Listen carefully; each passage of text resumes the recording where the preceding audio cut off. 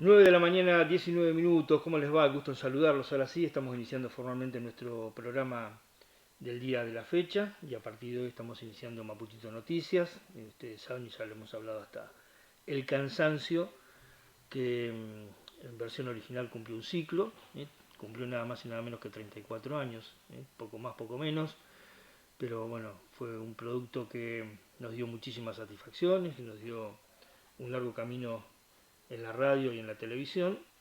pero hemos tomado la decisión de querer reconvertir nuestro producto en Mapuchito Noticias, que es nuestro canal de noticias en YouTube, y allí estamos también con nuestro informativo en el canal 21 de Agilnet, y nos encuentran absolutamente en todos lados como Mapuchito Noticias. Por lo tanto quisimos darle esa impronta también a nuestro programa de radio para que unifiquemos criterios. En definitiva, eh, no es más que eso, es simplemente esa cuestión, esa posibilidad, esa alternativa que busca consolidar un proyecto periodístico multimedial que aporta en definitiva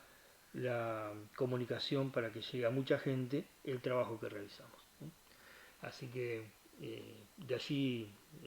el cambio de nombre, digamos. Después mantendremos nuestra línea de trabajo, de pensamiento, como lo hemos hecho durante tantos años, y en este año número 35 en la profesión iremos por el mismo camino. Año que será difícil, que habrá que sostenerlo en el tiempo, que habrá que llevarlo a la práctica con distintas modalidades porque las cosas han cambiado. Eh, Digo, y no tiene esto que ver con el COVID, la verdad que un poco lo del COVID me tiene bastante harto porque me parece que más allá de la lógica preocupación que uno debe tener por la pandemia, también hay un aprovechamiento absolutamente político de esta situación, donde muchos, para tapar su propia inacción, prefieren seguir potenciando la preocupación por el COVID. Por lo tanto, ya desde los últimos meses del 2020, ustedes habrán visto que nosotros dejamos de publicar lo que tenía que ver con los informes de Iberó, que fuimos los primeros que dejamos de publicar lo que decía Iberó, lo que decía el municipio de Patagones y lo que planteaba el municipio de Viedma en su momento, por dos motivos esenciales. En principio, porque esos fríos números en nuestro concepto y análisis no reflejaban absolutamente toda la verdad de lo que ocurría. Y por otro lado, digo, después en el correr del tiempo nos dimos cuenta que habíamos estado acertados, había cuenta de que quienes eran los propios difusores desde los organismos oficiales también aplacaron la información y dejaron de manejarse de la forma que lo estaban haciendo. Así que en definitiva no hicimos nada más y nada menos que adelantarnos a lo que vendría después. Por lo tanto, si lo hicimos 2 o 3 meses antes de que concluyera el año pasado, porque teníamos ese convencimiento, ni que hablar que en este 2021 eh, pasará por el mismo lado, con lo cual seguiremos hurgueteando, buscando, analizando, contemplando y dándote a conocer las diversas informaciones que tienen que ver con la actualidad y con el camino que hay que recorrer. Hay muchos temas, tanto a nivel nacional como a nivel provincial, a nivel local, que hay que poner definitivamente en la agenda, en la mesa, y que más allá de la pandemia hay que pedir, exigir que se comience a hablar de eso. Hay muchas cuestiones, no tan solo la economía. Este es un año evidentemente de los más politizados porque habrá disputas electorales en juego. Esto potencia a todos los sectores porque todos creen o consideran que en tiempos electorales es cuando más hay que pedir, cuando más hay que exigir. Entonces habrá más disputa salarial, habrá más discusión política entre el oficialismo y la oposición, y nosotros debemos ser los interlocutores para que lleguen a usted y contarles realmente qué es lo que está pasando, por dónde pasa esa discusión y qué tiene tan de cierto lo que dice uno y lo que dice el otro. Me parece que por ahí es el camino, la acción a seguir, el paso a dar, y que ponga en clara evidencia quién es quién y cómo se han manejado, y va a desnudar evidentemente este año las fragilidades de lo que no se ha hecho o de lo que no se ha hecho bien. Creo que este año va a mostrar la cara más visible tanto de los que gobiernan como de los que gobiernan como opositores y que creen que no son gobierno, porque en realidad la gente le dio esa responsabilidad Acá el opositor se cree que es para cuestionar solamente al tipo que gobierna. El opositor debiera tener como primer tema de su agenda aportar idea a los que gobiernan para que lo hagan mejor. Y cuando no son escuchados, ahí salir con los comunicados de prensa a decir que no los escucharon. Por lo tanto, ese es el camino que no se ejecuta. Digo, no ocurre ni a nivel nacional, ni a nivel provincial, ni a nivel local. Acá la crítica hacia quienes gobiernan es el eje central de cualquier opositor, porque cree que con eso está diezmando el poder y el capital político del que gobierna, pensando exclusivamente en un ciclo electoral que viene. Es decir, no tienen la capacidad de razonamiento de llevar a la práctica una iniciativa donde el individuo, el vecino, el ciudadano pueda recibir de aquellos que gobiernan desde el oficialismo o los que son gobiernos de la oposición ideas claras pensando en mejorarle su situación de vida. Por eso, repito cotidianamente esta cuestión, ¿no? Los opositores deben entender de una vez por todas que son eso, que son oposición, pero con acción en el aporte de proyectos, de ideas, y muy poco hay de eso, lamentablemente. Tanto, repito, en todos los órdenes, nacional, provincial o municipal.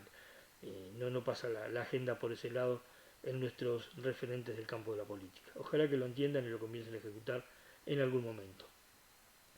Otro tema, así como planteábamos esto del impuestazo, que algunos sostienen o creen o consideran que fue una situación planteada del gobierno provincial, siendo un análisis claro y justo, lo que hay que decir es que en realidad lo que hizo la provincia, como si fuera una empresa privada, ajustó las patentes de acuerdo a lo que fue el revalúo fiscal de los vehículos, como lo hicieron las compañías de seguro, por citar un ejemplo del mismo rubro, no teniendo en cuenta que son los que gobiernan y que deben atender quizás un poco más a priorizar cómo le pueden solucionar los problemas a la gente y no plantear un impuesto que sirva para generar mayor recaudación, aunque no saben que en realidad a mayor costo del impuesto son menos los que van a tributar. Cada vez la gente puede pagar menos porque cada vez su situación económica es más compleja, pero ni siquiera valoran esa situación. Creyeron que eran como una empresa privada y aplicaron el mismo tarifazo inflacionario como lo hicieron las compañías de seguro. Bueno, la gente se enojó, marcó su disconformidad y por suerte, creo que con buen tino, con buen criterio, el gobierno retrocedió e incrementó esto transitorio, que la verdad no cierra demasiado, pero por lo menos es un paliativo.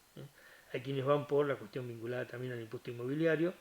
y desde el gobierno dicen que el inmobiliario no se ha tocado, sino que en realidad está golpeando la puerta de algunos que habían tenido mejoras sustanciales y sustantivas en sus construcciones y que no las habían declarado, que allí es donde estaba el mayor índice en el costo, pero que no tenía que ver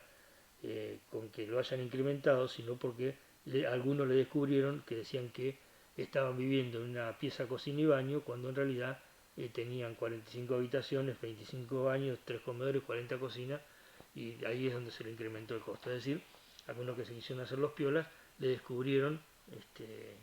estaban haciendo las cosas mal. Bueno, habrá que ver qué pasa en ese sentido. Y hay otro tema que seguramente vamos a poner en la mesa y que será motivo de discusión y que estaremos también buscando la opinión de los distintos representantes, es lo que pasa en todo Río Negro, pero particularmente en Viedma. Aquí hay demasiadas cuestiones vinculadas a hechos sociales, como mutuales, que prestan servicios, cooperativas, fundaciones. Bueno, vamos a ir metiéndonos de a poco en todos y cada uno de esos temas. En principio, hablemos de cuestiones vinculadas a las cooperativas. ¿Qué pasa con las cooperativas? El sistema cooperativo es extremadamente noble. El sistema cooperativo es el que permite que un grupo de personas estén asociadas a la posibilidad y a la alternativa de generar una especie de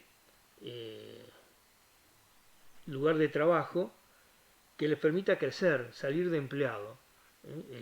Pero tienen que entender que la nobleza del sistema cooperativo es el que hace que esos socios de esa cooperativa, cada uno cumpla un rol y que las ganancias que eso genera sea la que se reparta equitativamente entre todos los que son socios de la cooperativa. Bueno, en Viedma está pasando algo gravísimo. ¿Por qué? Porque hay muchas sospechas que hay cooperativas que no funcionan como tales, sino que en realidad son creadas por 4 o 5 tipos, muchos de ellos familiares, ¿eh? Otras con algunos socios que les pagan migajas, porque en realidad no reciben las ganancias de la cooperativa, sino que reciben migajas por una tarea que no cumplen, entonces eso los tiene silenciados, y hay algunos referentes de cooperativas que son hombres poderosos de la ciudad, que tienen la titularidad en alguna cooperativa y también a la par tienen alguna empresa y o otras cooperativas familiares. Entonces vos decís, ¿cómo puede ser? Si el tipo tiene espíritu cooperativista y conduce una cooperativa, ¿cómo puede ser que además tenga una empresa que compite con la cooperativa? Bueno, y que también hay algunas empresas que se presentan en licitaciones